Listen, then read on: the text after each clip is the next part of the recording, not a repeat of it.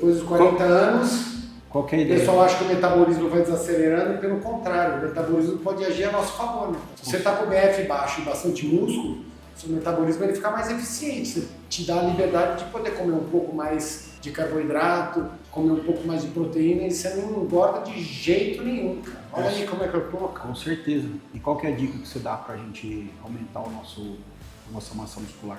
O mais importante, cara, é fazer o arroz com feijão, cara, é bater a meta de proteína e conseguir bater a meta de água e conseguir dormir, cara. Isso é inegociável, né? Então, se você consegue fazer isso, o seu shape fica bom. E o treino tem que ser aqui, ó. Exato. Não adianta vir na academia empurrar peso, brigar com o peso. A musculação começa de dentro para fora. A musculação começa dentro da nossa cabeça, cara. A gente vem com a consciência de você meter uma consciência corporal no treino e conseguir espremer o máximo e contrair o máximo de músculo. Quanto mais você consegue contrair, mais você ganha massa muscular. Nós não somos burro de carga, né? A gente tem que fazer o treino com eficiência, né? Tem muita gente que treina há muito tempo e treina errado há muito tempo. Às vezes, você dá um passo para trás para dar 10 passos para frente. O cara fica viciado naquele esquema de comer muito, de vir aqui brigar com o peso, de vir aqui fazer força, só que ele esquece que se ele conseguir puxar um pouco mais de consciência corporal, ele vai conseguir um resultado muito melhor sem sofrer tanto. Não tenha dúvida. O maior problema que eu vejo, sabe, quando eu atendo as pessoas, é essa dificuldade de se manter na dieta, né? De se manter num processo, né? Mas eu acredito que dá para flexibilizar, respeitando aí os programas de treinamento, né? E usando essa base, né, mano? Atingir a meta proteica, eu acho um negócio legal que você fala bastante. Termogênese induzida pela proteína, comparada com o carboidrato, que tem uma termogênese de 10%, a gordura de 0 a 3%, que o corpo gasta de calorias, na verdade, para processar o carboidrato. O carboidrato e a gordura é menos de 10%. A proteína já é mais de 20%. É eficiência alimentar, né? Você chama de efeito térmico, né? Efeito térmico. Da proteína. Esse negócio de ficar superando a carga máxima o tempo todo, pode ser um tiro no pé, cara, um cara 40 a mais. Eu acho que a ignorância das pessoas, não por mal, pelo fato de ignorarem como funcionam as coisas. De não entender, na verdade. Né? Exatamente. Ela vai, às vezes, pegar uma orientação nutricional de uma pessoa que não é da área e a primeira coisa que a pessoa fala assim, vamos cortar toda a gordura, vamos cortar todo o colesterol, vamos cortar tudo. E as pessoas esquecem que alguns hormônios são essa metabolização glicolítica oriundas do colesterol. A testosterona, então o que acontece? A pessoa pensa só em emagrecer e ela acaba alterando todo o eixo de produção hormonal. É porque a testosterona, mano, ela é oriunda de uma molécula, né, que é derivada do colesterol. Então a testosterona é um hormônio que tem origem lipídica, né? Então e as pessoas ficam o tempo todo desregradas para na hora que elas mais precisam de hormônio, elas ativam um sistema de dieta que não só não funciona a longo prazo, talvez resolva problemas dela a curto prazo, mas a longo prazo vai comprometer uma parte de produção endógena que vai custar caro para ele mais para frente, porque a pessoa perde peso e não necessariamente esse peso é um peso de gordura, ela está perdendo muita água, glicogênio e massa muscular, só que ela altera também a sua produção natural. Então o que acontece? Quando ela volta a comer, o seu corpo metabolicamente ele está prejudicado. Sim. E é importante a gente falar também que todo resultado não é pautado em medicamento. Eu vejo isso também no âmbito do emagrecimento. As pessoas que querem emagrecer, elas optam e querem buscar por alternativas medicamentosas. Eu vejo que o medicamento ele é um adjuvante, mas de certa forma não é o ator principal. Então é importante que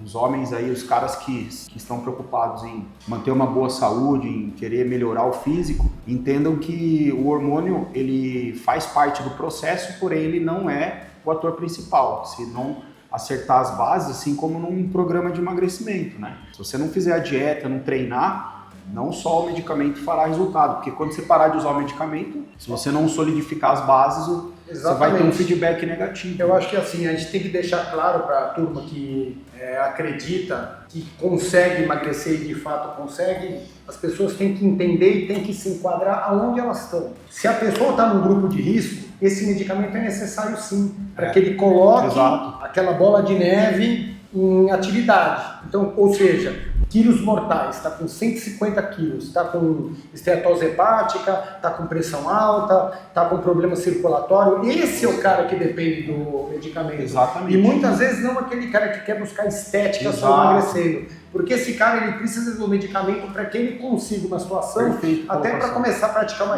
atividade física que com 150 ou 180 quilos ele não consegue. É isso. Então o medicamento foi feito para esse cara. Exatamente. Netão, explica para mim, você como nutricionista, o que é uma dieta sustentável e por que algumas pessoas que te procuram e pedem com que você monte simplesmente um plano alimentar, elas não conseguem sustentar se você não explicar para elas como funciona todo o sistema de alimentação que a gente criou aqui junto. Primeiro que é importante, né, mano, as pessoas entenderem que existem alguns alimentos e alguns nutrientes que são de extrema importância no dia a dia.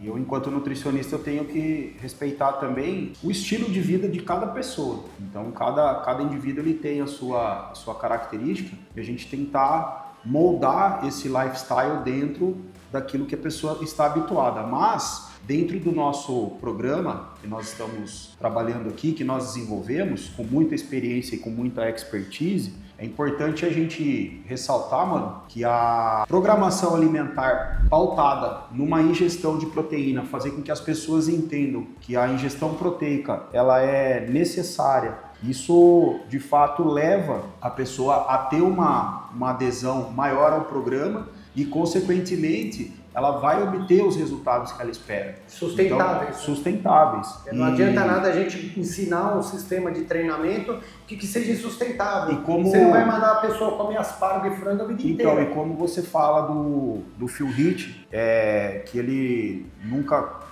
levou marmita e tudo mais, porque ele entendeu como é que funciona o processo e dentro de cada refeição que ele faz, ele consegue respeitar a quantidade de proteína que ele ingere no seu prato, na sua refeição em si. E isso, ao longo do dia, vai culminar numa resposta proteica adequada. E a proteína, como você cita bastante nas suas falas, ela tem um efeito térmico que é superior ao carboidrato e à gordura. Não que esses dois macronutrientes não devam ser consumidos. Sim, eles devem ser equilibrados. Porém, se a pessoa consegue dar uma ênfase na ingestão de proteína, consequentemente, ela vai conseguir um sucesso maior no programa. E tomando a cervejinha dela no final de semana, comendo ali os alimentos que, de fato, ela julga como importante para a vida dela, que isso é importante a gente ressaltar também, né? É importante, por exemplo, esse exemplo do Phil Heath que a gente fala sempre. Para quem não conhece, o Phil Heath é um atleta que foi 7 vezes Mr. Olímpia. E no fim de semana, muitas vezes, ele tomava aquela cervejinha dele. O que acontece? Ele entendeu que as metas de proteína são diárias, mas as metas calóricas são semanais. Exato. Então o que acontece? Se ele fez uma restrição calórica muito grande durante a semana, diferente de ele fazer oscilação de carbo ou restrição de caloria, no final de semana ele sabe o quanto ele podia comer e ele podia usar essa margem de erro para se alimentar às vezes de uma coisa gostosa. Sim. A pergunta que eu gosto de fazer sempre para as pessoas que estão começando um sistema de dieta, uma programação de treino é o seguinte: você pode nesse momento se alimentar às vezes dessa pipoquinha doce, nesse momento você pode se alimentar de alguma guloseima? Todo mundo pode, mas nesse momento você pode? Eu vou dar um exemplo para você aqui. Eu gosto de tomar um sorvetinho, tá? Eu tô com menos de 7% de gordura, treino 6 dias por semana, faço uma restrição calórica durante a semana e no fim de semana eu acho que eu, nesse momento, posso tomar meu sorvetinho. Em alguns outros momentos na minha vida que eu estava mais gordo, que eu estava desorganizado, eu não me achava em condições de poder dar uma abusada. Tudo isso tem a ver de uma maneira de você fazer a leitura para saber se você deve, pode ou não poder dar escapada no final de semana. Esse negócio de dia de lixo, refeição de lixo, tudo isso aí tem a ver com o espelho. Qual é o dia do lixo? Você mesmo vai saber qual é o seu dia do lixo de acordo com o espelho. Se você está se sentindo muito depletado, se você está se sentindo muito murcho e você acha que o seu processo de queima de gordura está funcionando, qual o problema, né, Netão? Nenhum, porque é importante também ressaltar que dia do lixo, refeição lixo, é uma expressão que vem da cultura do fisiculturismo. A gente sabe que a comida não é lixo, mas nós usamos um termo que é a comida limpa. O que é a comida limpa? É uma alimentação, uma refeição que é isenta de açúcar, que é isenta de gordura saturada, de alimento industrializado. Então, de certa forma, nós chamamos isso de alimentação clean. Quando nós tratamos, retratamos um fast food, uma refeição mais calórica, automaticamente nós temos essa terminologia, usamos essa terminologia de refeição, mais suja, livre, às vezes até dia do lixo, refeição lixo, seria isso, até que as pessoas tenham uma compreensão sobre essa circunstância. E eu acredito que a maioria das pessoas que nos ouvem não são atletas, mano? Então, sim, gente normal, gente como a gente. De certa forma, faz parte comer alimentos com um cunho calórico maior. Às vezes no ambiente social, você está com a sua família, você está levando o seu filho passear no shopping, você vai deixar de comer aquele bolo da sua mãe. Mas tem... Aquele que ela faz, aquele bolinho de Natal. Jamais, Então, porque a alimentação remete aspectos... experiências, E também de afeto, Então você não vai deixar de comer um bolo que a sua avó fez ali, porque... Teoricamente você está de dieta, Não é aquele bolo que vai te engordar. De forma alguma, você usou você fez uma colocação muito pertinente, que é a contabilidade que é feita ao longo de uma semana, Então, se você tem uma ingestão calórica de 14 mil calorias, por exemplo, na semana, automaticamente, se você consegue gastar 18 mil calorias na semana, que o indivíduo de 70 quilos, 80 quilos, ele vai ter uma necessidade, vai variar de 18 a 20 mil calorias por semana. Exatamente. Se ele consegue consumir 14 mil calorias, por exemplo, ele já faz um déficit de 6 mil calorias. E a cada 7.700 calorias 7.700 calorias é 1 quilo de gordura, basicamente, Então, se você almeja oxidar, queimar 1 quilo de gordura por semana, você tem que fazer um déficit calórico de 7.700 calorias. De duas, uma. Ou você diminui muito a sua ingestão alimentar e aumenta demais o seu gasto calórico, ou você opta em fazer uma queima mais controlada, ou seja, queimar meio quilo de gordura por semana. Exatamente. Carol, eu vou fazer uma pergunta para ele aqui agora, que é sobre as pessoas extrapolarem em algum feriado, as pessoas extrapolarem no carnaval, ou extrapolarem no Natal, ou em algum período de uma semana e voltar com 5 ou 6 quilos a mais. Me fizeram essa pergunta e eu disse ali que muito do peso que a pessoa ganha é de inflamação e retenção de água. Não necessariamente esse peso é gordura pura, porque a gordura vem através de uma sobreposição calórica. A cada 7.700 calorias que a pessoa ganha a mais é 1 quilo de gordura. Exato. O resto é inflamação. Eu queria que você reiterasse esse comentário que eu fiz, fizesse os seus comentários sobre isso, e se você atende muita gente em um estado de desespero após um feriado, quando sobe na balança e sobe 5, 6 quilos, o que você explica para elas e o que você diz para elas? A maior parte do peso ganho em horas ou dias, é oriundo de retenção de líquido. Às vezes a pessoa está num processo de restrição calórica e ela acaba fazendo ali uma reposição de calorias, acaba extrapolando no nível calórico. Ela tem uma reposição de glicogênio muscular, que isso vai pesar mais na balança, e vai ter uma sobreposição de líquido, Então ela vai reter mais líquido,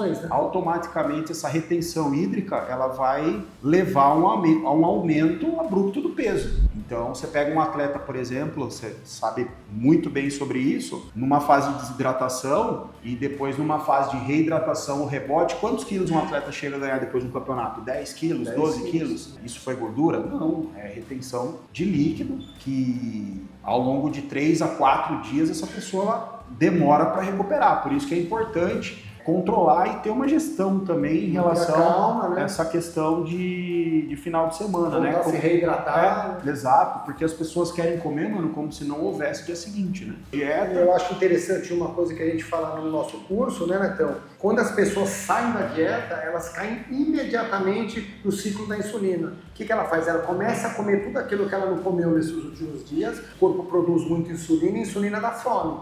Vira um efeito da fome, ela vai querer carboidrato. Quer carboidrato? Efeito dominó, E assim, para você sair desse ciclo, ele fica mais difícil, Então, a dica é, como você falou, mantenha calma. Extrapolou, Amanhã é outro dia, volta no programa devagar, importante manter uma adesão ao treinamento, vai recolocando e readequando os alimentos que estão propostos ali no plano alimentar, que as coisas vão entrando nos eixos novamente, né? E é importante essa questão metabólica que você citou, mano, que a insulina é um hormônio que ela tem esse cunho mais orexígeno, né? Então, isso a gente sente muito na prática, de que faz ali dieta de preparação, essas coisas todas. Quando você faz um consumo mais abrupto, né, de carboidrato, consequentemente a fome ela parece que aumenta mais, né? Então, eu acho que para quebrar esse ciclo depois a pessoa começa a comer doce, comer um monte de porcaria ali, para ela sair depois fica mais difícil. Mas tem que manter a calma, retomar o plano devagar que as coisas voltam nos eixos.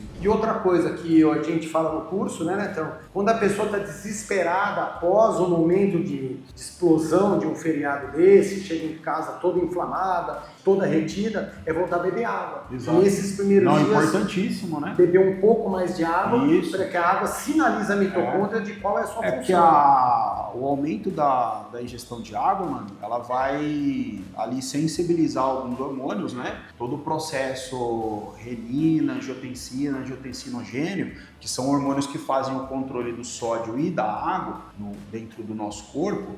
O consumo aumentado de água vai ajustar esses hormônios e vai fazer com que ocorra um aumento na excreção de água e de sódio. Então essa retenção ela tende a diminuir depois, com o aumento da ingestão de água. Uma vez você me disse uma coisa que eu nunca mais esqueço, Natão. Você falou que o nosso corpo é inteligente. Você falou que o nosso corpo ele cria alguns mecanismos de defesa para fazer com que a gente sobreviva. Inclusive esse mecanismo de retenção de água, esse mecanismo de inflamação oriundo essa explosão calórica de alguns dias é o nosso mecanismo de defesa. Todo esse eixo, mano, ele é controlado pelos hormônios, né? Então, quando a gente consegue fazer a manipulação correta depois de uma extrapolação alimentar, as coisas vão retomando, né? O corpo ele vai se ajustando ali e a pessoa vai voltando ao peso que ela estava ali há 2, 3 dias atrás, antes de extrapolar. Uma vez você falou para mim também que eu achei bem legal e guardei e nunca mais esqueci,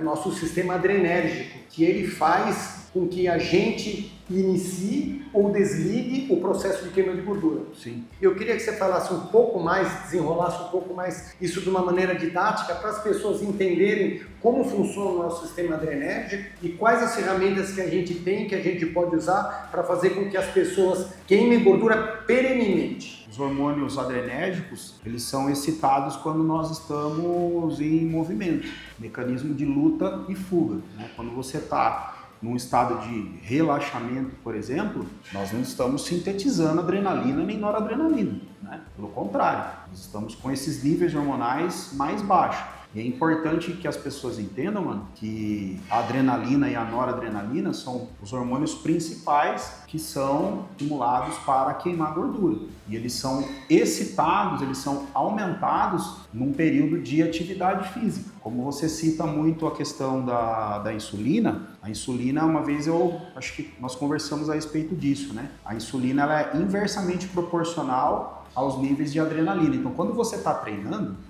você vai excitar esses hormônios adrenérgicos, né? Que eles excitam enzimas. Por exemplo, existe uma enzima chamada lipase hormônio sensível, que ela é estimulada através da excitação da noradrenalina e da adrenalina, que vai auxiliar no processo de beta-oxidação. Então, ou seja, se você faz atividade física, você vai estimular esses hormônios.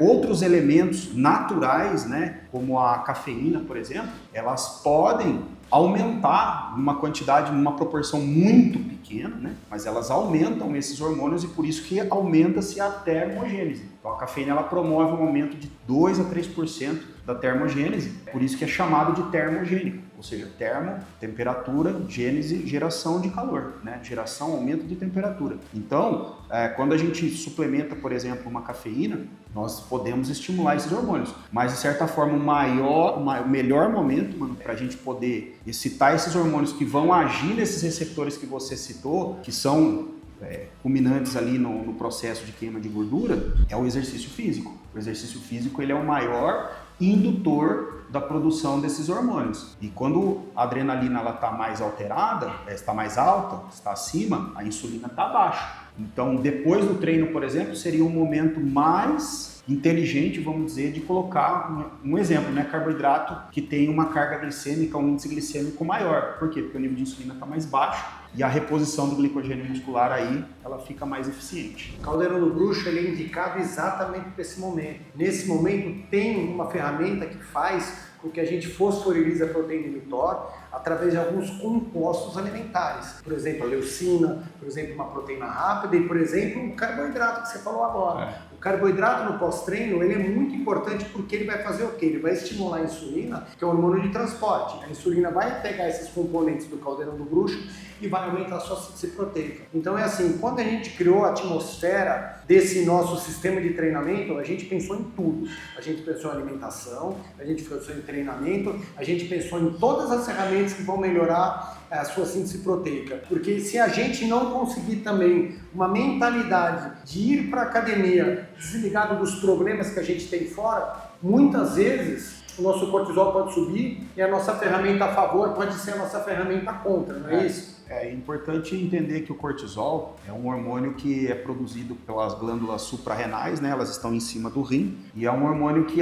ele dificulta a síntese proteica. O que a insulina estimula a produção de proteína, o cortisol ele diminui a produção de proteína, né? Então por isso que o cortisol ele é um hormônio muito temido, né? Dentro da atmosfera do fisiculturismo, vamos dizer assim, né? Mas de uma forma ou de outra, eu costumo dizer que o cortisol ele é um hormônio essencial à vida, como qualquer outro hormônio que nós sintetizamos. Mas nós temos que agir do contexto nutricional de uma forma inteligente. E o caldeirão do bruxo, que o Renato mencionou, ele tem ali um complexo de proteínas, aminoácidos, carboidratos de resposta glicêmica mais rápida, que é justamente para aproveitar essa atmosfera favorável do anabolismo. O que é o anabolismo? É um momento fundamental para a gente produzir músculo, gente. Uma coisa importantíssima que a gente tem que sempre lembrar, que é o seguinte: existem alguns atalhos e alguns caminhos para a gente conseguir ganhar massa muscular. As pessoas ficam dependendo e acreditando que os hormônios vão ser a solução para tudo. E os hormônios nada mais são do que estimuladores da síntese proteica. Isso. Só que não adianta você estimular a síntese proteica se você não produzir ou não fizer a síntese proteica através da alimentação. Exato. E para dar força ainda para o que o Neto falou, eu acho que quando a gente fala de mentalidade